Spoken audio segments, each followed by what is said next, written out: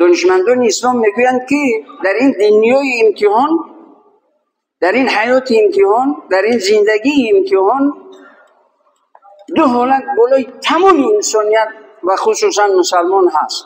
یکیش نعمت ها، نعمت سلامتی، نعمت علم یا نعمت فرزند، نعمت زن، خانه، نعمت یک کشور آرام و آسوده.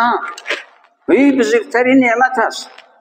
از ناآرامی کشور چقدر انسان ها درد و رنج کشیدند و میلیون ها آواره و سرسام و سرگردان از ناآرامی کشورشون. میلیون ها آواره و سرسام و سرگردان در گرمی ها و سردی ها و دیگر بدبخت و سرسام و سرگردان. وقتی که مسلمان در عوض هر نعمت شکر میگوید، این نعمت برایش با برکت می شود. پروردگار میگوید که استعیذ بالله ولئن شکرتم لازیدنکم ولئن کفرتم ان عذابی لشدید. و شما نعمت دادم، اگر نعمت شکرانه نعمت من کردید، من این نعمتم رو برایتون با برکت میکنم. هر وقت انسان باید بگید که الحمدلله پای روان دارم، چشم بینا دارم، گوش شنوا دارم، سالم هستم. اما اساسا میگه که وقتی که از خواب بیدار شدی دیدی که سالم هستی، آرام هستی، همین روزه خوردنت رو، لقمه همون روزه رو داری، مثل این که دنیا در اختیاری تو هست.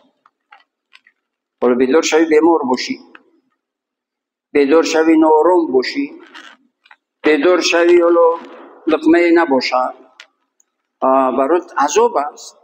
مدامی که این هست شکرگزار باشه. باید یعنی اگر این همه باشد سالم باش. از خواب بیدار شدی سالم، الحمدلله. خب لقمه همون روزت رو داری، الحمدلله. این نیست که بسیار داشته باشی یا دیگر. مهم اساس داشته باشی. مسلمان شاکر همونی هست که شکرگزار همونی هست که هر چی دارد ندارن. فعلا هر حالتی هستی همون رو شکر بگو. الحمدلله بهترین حال دارم. برای همین عمل رو غنیمت بدون. هیچ وقت ناامید از رحمت الهی نشوید. خودکشی یعنی ناامید شدن از رحمت الهی است و شیطان ناامید از رحمت الهی است، جهنمی هست. برای همینم ولی که خودکش ناامید از رحمت الهی می شود، خودکشی میکند، برای همین مثل شیطان در جهنم دائم باقی میماند.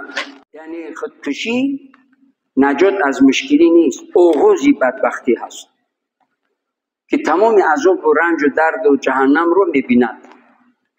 برای همین مسلمان هیچ وقت باید ناامید از رحمت الهی نباشد.